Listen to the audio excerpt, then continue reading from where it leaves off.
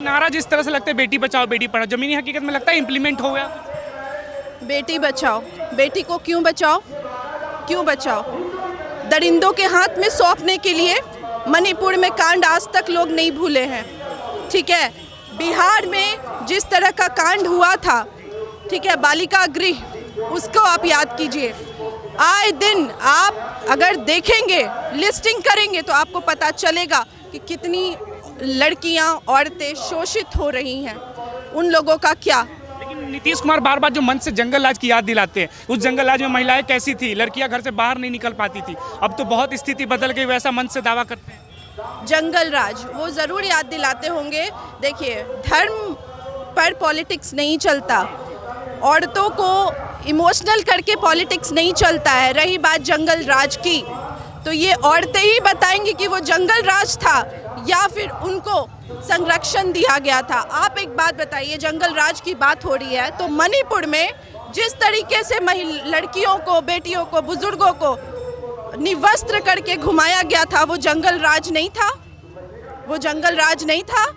विपक्ष ने बरगला दिया, इसलिए वो सब सड़कों पे आ रही है। नहीं, बताइए ना, उनको उनका आरती उतारा जाए।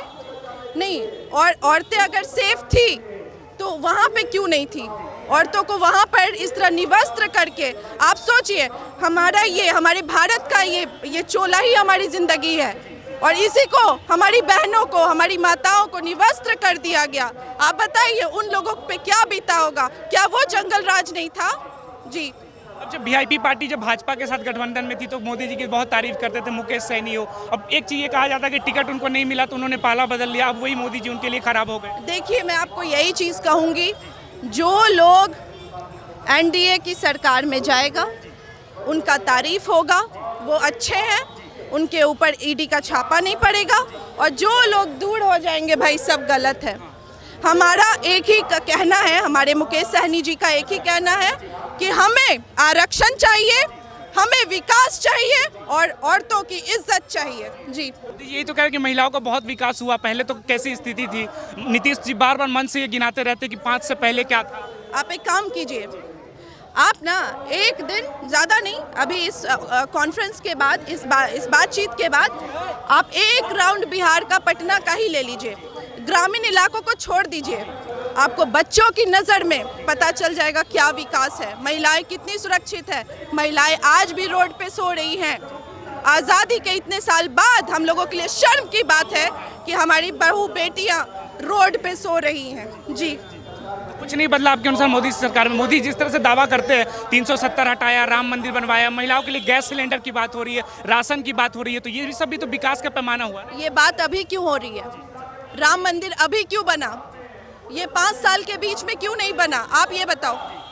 5 साल के बीच में बनना चाहिए था, जब इलेक्शन आ रहा था, तब धर्म हमारे अंदर नहीं है। ये जो सर पे टीका लगा है ना, ये श्री राम का है, और हमारे अंदर भी उतना ही श्री राम बसते हैं।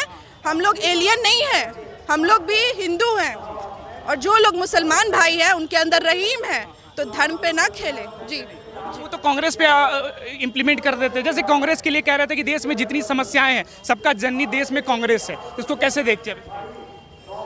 देखिए, विपक्ष तो बोलेंगे ही, लेकिन जो चीज़ साक्षात दिखता है, साक्षात ही प्रमाण है, और प्रमाण जो है उस चीज़ पे बात नहीं की जा सकती, क्योंकि छलावा ज़्यादा दिन नहीं चलता, जुमलेबाजी ज़्यादा दिन तक नहीं चलती।